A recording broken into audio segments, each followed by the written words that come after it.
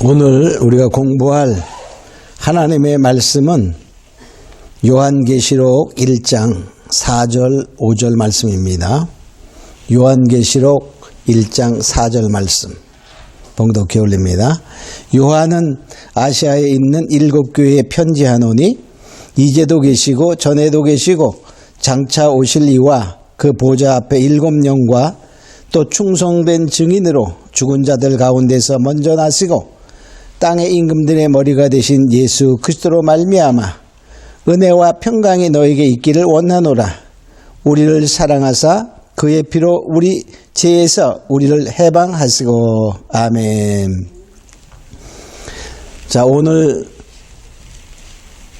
우리가 공부할 이 말씀의 제목은 7영이란 무엇인가 라는 제목을 우리가 잡아보았습니다. 7영이란 무엇인가? 사도 요한은 그 7교회에게 편지하면서 우리가 문안 인사를 할 때 성부, 성자, 성령의 이름으로 인사한다 이런 표현을 한다고 볼 수 있지만은 성부 하나님을 이렇게 표현하고 있어요. 여기 보니까 이제도 계시고 전에도 계시고 장차 오실 이. 그러니까는 처음부터 끝까지 계신 살아계신 하나님, 성부 하나님을 표현하고 있고요. 또 성자 하나님 예수님은 이렇게 표현하고 있습니다. 충성된 증인으로 죽은 자들 가운데서 먼저 나시고 땅의 임금들의 머리가 되신 예수 그리스도. 즉 예수님은 하나님께 죽도록 충성하셔서 십자가에 죽으시고 정말 이 땅에는 임금이 되신 그 십자가에 죽기까지 충성한 그러한 모습의 예수님으로 표현하고 있습니다. 또 성령 하나님은 그 보좌 앞에 7영 이렇게 표현하고 있죠. 자, 우리가 그냥 성령 너무나 많이 들어봤어요. 근데 7영 그러면 약간 어색합니다. 왜? 우리가 안 들어봤기 때문이죠. 자, 그러면 성경에 하나님의 신 성령이죠. 성령을 7의 신으로 표현한 데가 있느냐?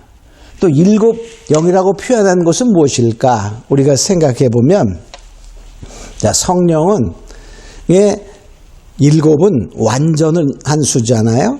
그래서 그냥 성령님 이렇게 표현할 수도 있지만은 7영으로 표현하는 것은 성령의 완전 역사다 이렇게 볼 수가 있습니다. 자, 그래서 우리는 뭐냐? 이 성경을 자세히 읽어보라 이렇게 말하고 있어요. 성경의 어려운 난제, 어려운 문제들의 해답은 성경 자체에서 찾아야 한다 이렇게 말하죠. 그래서 이사야 34장 16절에 보면 여호와의 책을 자세히 읽어보라. 이는 빠진 것이 없고 짝이 없는 것이 없으리니 여호와의 입이 명하셨고 그 신이 모으셨음이라 이렇게 말해요. 그러니까 성경에는 어려운 문제가 나타났다면 거기에 그것을 알 수 있는 해답도 성경 속에 숨어 있다 이렇게 볼 수 있어요. 그래서 성경을 자세히 읽어보면 성령을 7신으로 표현한 데가 있어요. 7영으로. 그 성경 구절은 이사야 11장 2절에 있습니다. 이사야 11장 2절에 보면 여호와의 신, 곧 지혜와 총명의 신이요. 그러니까 여호와의 신, 곧 그러니까 성령은 곧 이렇게 표현하고 있어요. 자, 첫째 지혜와 총명의 신, 그러니까 지혜의 신이요, 총명의 신이요 그런 말이죠. 또 네 번째는 자 모략과 재능의 신이요 그래. 그러니까 첫 번째는 지혜와 총명, 두 번째, 세 번째는 여기 보니까 모략과 재능의 신이다. 다섯 번째는 지식과 여호와를 경외하는 신. 그러니까 6가지를 표현했어요. 자, 첫째가 지혜, 그 다음에 총명, 그 다음에 모략, 재능, 지식, 경외하는 신. 그런데 또 거기 뭐라고 말하냐면 강림하시리니 우리 위에 강림하신다. 그러니까 우리에게 오시는 멀리 떨어져 있는 신이 아니라 우리와 함께 하시는 신. 그래서 성령님은 우리와 함께 하셔서 우리 안에 계시는 신이죠. 그러니까 7가지의 성령을 그 속성을 표현하고 있어요. 그래서 바로 이 성령의 7가지의 속성, 성령의 성품 이런 것을 나타냄과 동시에 결과적으로 뭐냐, 그 계시록에서 7으로 표현한 이유는 완전 역사다 이렇게 볼 수 있어요. 그러면 뭐 그때만 완전 성령은 불완전하신 분이냐? 그게 아니죠.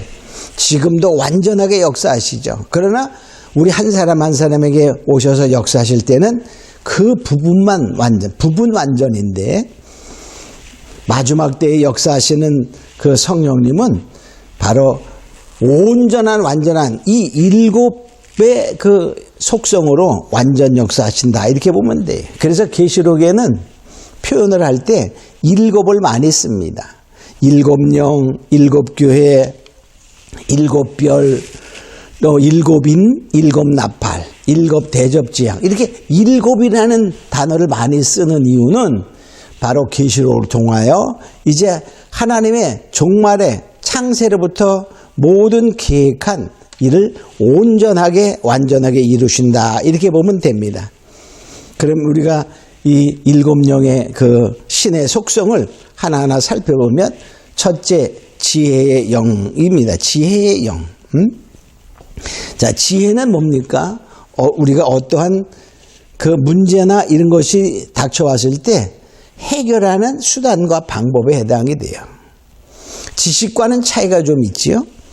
자, 그래서 이거는 그런데 사람의 어떠한 지혜로 오는 게 아니라 사람, 즉 인간의 지혜를 초월하는 하나님의 전적인 초자연적인 지혜를 의미하게 됩니다.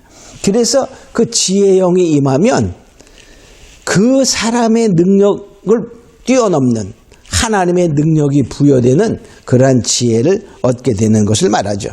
또 총명은 뭐냐? 총명은 우리가 어떤 것을 이해한다, 통찰한다 그런 의미가 있어요. 그것은 결과적으로 무엇을 의미하게 되냐면 이제 어떠한 성경의 깊은 비밀이 있어. 그러니까 어떤 사람은 읽어도 모르겠어. 당연합니다. 왜? 이건 비밀의 책이기 때문에. 그런데 그 숨어있는 비밀들을 캐어낼 수 있는 저 깊은 샘물이 있으면 그 샘물의 운물을 드러낼 수 있는 그러한 것과 마찬가지로 성경에 감추었던 비밀을, 영적 진리를 캐나는, 이해하는 그러한 것이 총명이다 이렇게 볼 수 있어요. 그러니까 바로 지혜가 임하고 총명이 임하면 우리가 그 사람의 능력을 초월하고 그 사람의 어떠한 것을 초월하는 그러한 똑똑함, 명철함이 나타나게 되는 거죠. 또 세 번째 모략의 신은, 자, 모략은 뭡니까? 우리가 다른 사람에게 충고하고 이렇게 도움을 주고 조언하는 그런 것이 모략이다 볼 수 있어요. 그래서 결과적으로 이것은 뭐냐?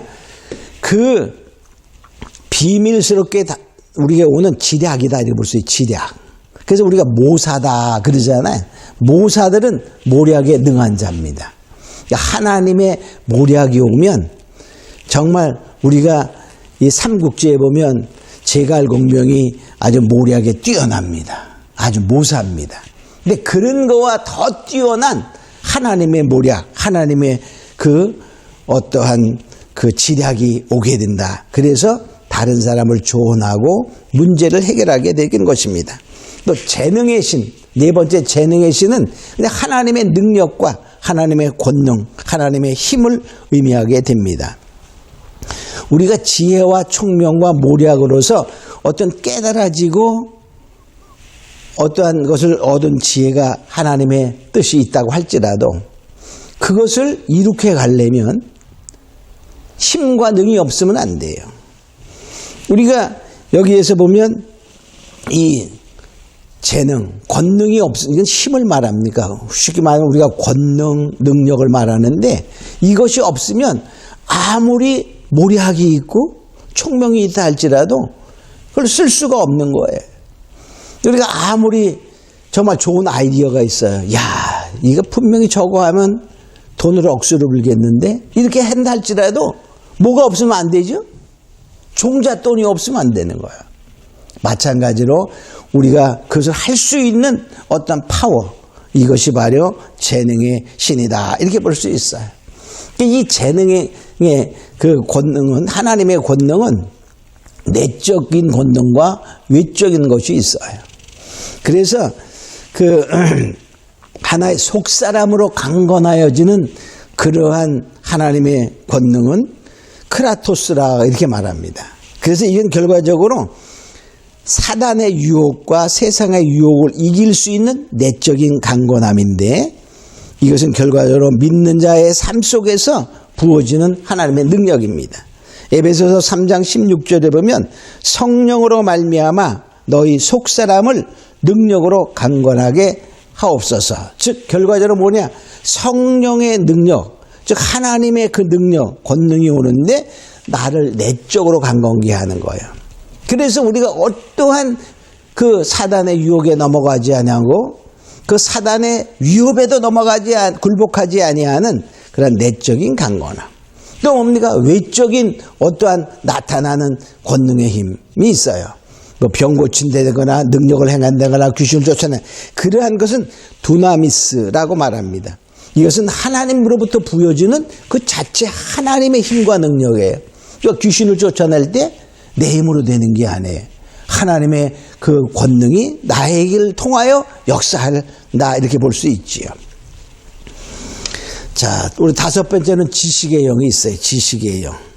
이것은 결과적으로 아는 거예요. 아는 거. 어떠한 사물에 대해서, 어떠한 그 사람들의 그 마음에 대해서, 어떠한 그 아직까지 밝혀지지 않은 지식에 대해서 아는 것을 말합니다. 그러니까 결과적으로 뭐냐, 우리가 성령이 하나님의 그 사정을 아는 거예요.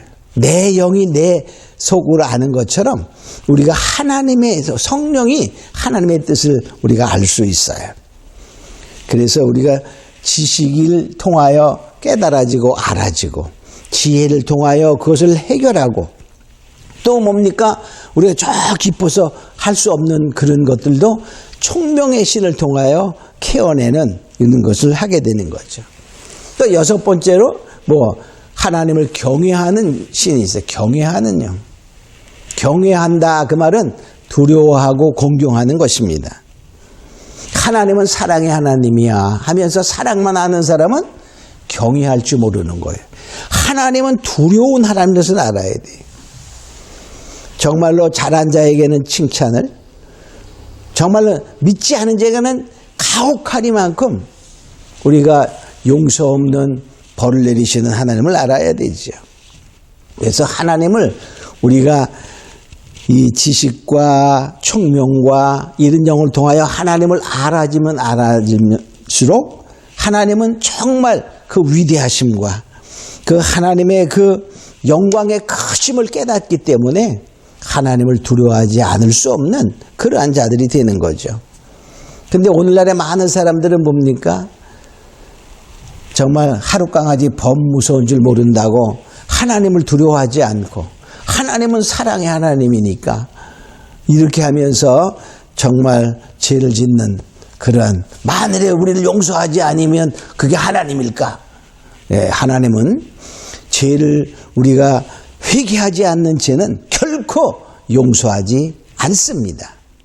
바로 그러나 회개하고 돌아온 자는 그 사랑이 무한하셔서 정말 용서하시죠. 그래서 그것을 다 깨닫는 자가 되게 되심으로 축원합니다.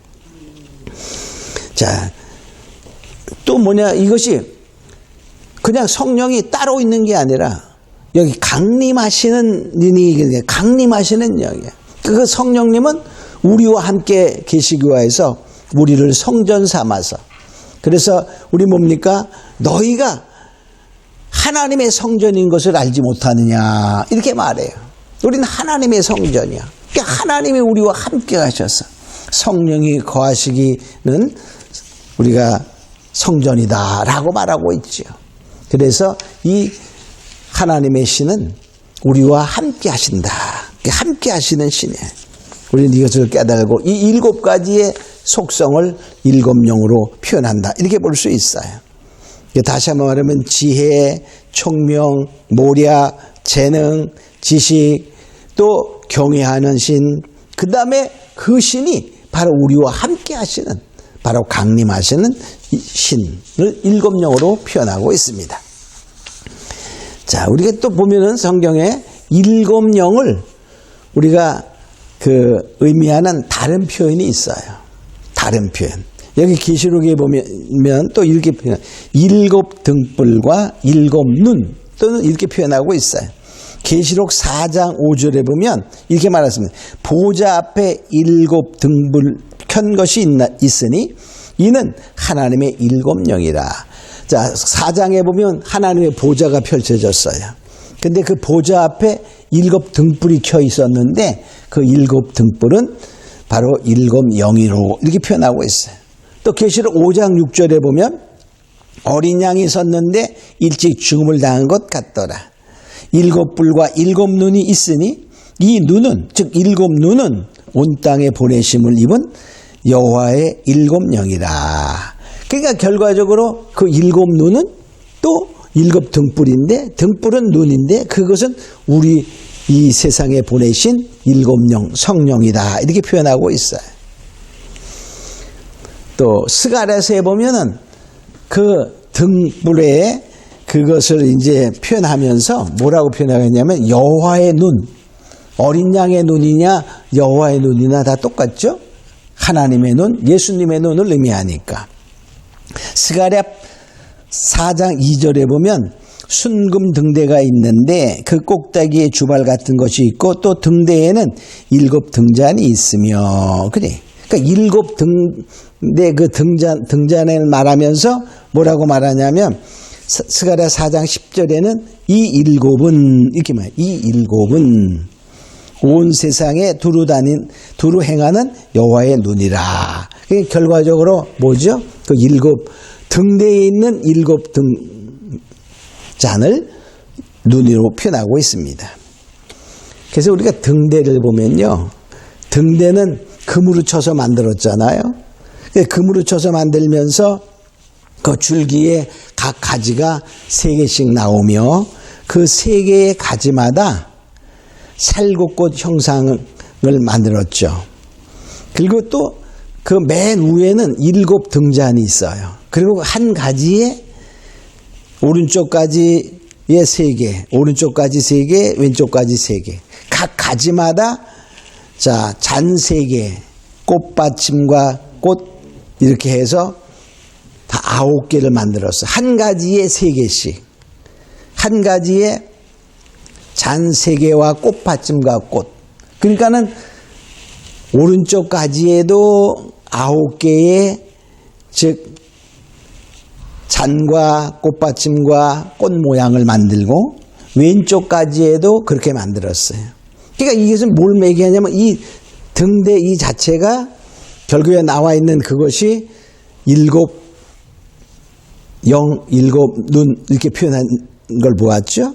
그러니까 구약에 나타난 그 등대에 나타난 왼쪽에 9가지, 오른쪽에 9가지의 그러한 잔과 꽃받침과 꽃의 모양은 우리가 이렇게 볼 수 있어요. 그걸 7 영, 즉 성령과 비교해 보면 9가지 성령의 열매와 9가지 성령의 은사 이렇게 볼 수 있어요. 그러니까 9가지 성령의 열매는 사랑과 희락과 화평, 오래 참과 자비와 양성, 충성과 온유와 절제니 이렇게 갈라디아서 5장 22절 23절에 말씀하고 있죠.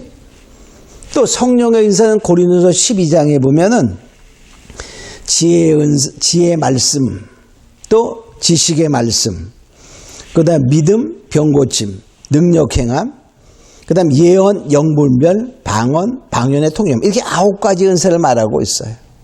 그러니까 여기서 이렇게 7 영으로 표현한 것은 마지막 때의 그 성령의 역사는 성령의 온전한 열매와 성령의 은사, 능력을 동시에 다 밝히는 그러한 7 등대와 같이 표현된다, 역사한다 이렇게 말해요.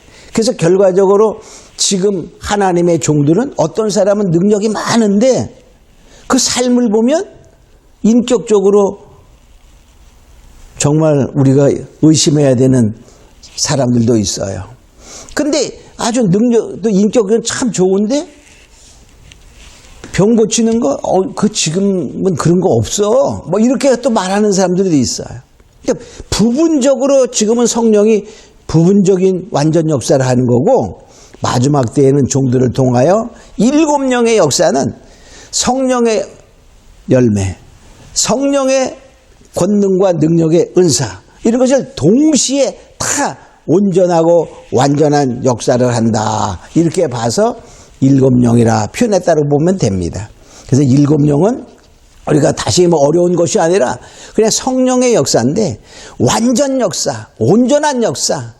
그래서 마지막 때 이루어지는 하나님의 역사는 그 종들을 통하여 인격적으로 권능적으로 온전하고 완전한 역사를 이룬다 하는 의미에서 7영이다 이렇게 표현했다고 보면 됩니다. 우리 이제 다 같이 알고 우리는 언제나 구약이나 신약이나 언제 끝까지 믿음으로 구원받는 것처럼 우린 다 성령의 역사도 다 같지만 다르게 표현하는 이유 중은 좀 더 우리가 성령의 온전한 역사를 표현하기 위해서 7영으로 표현했다라는 것으로 알고 우리가 더욱 믿음 안에 정말 신앙 안에 거하는 자가 되기 위하면서 오늘은 7영에 대해서 같이 공부했습니다. 우리 다 같이 잠깐 동안 기도합니다.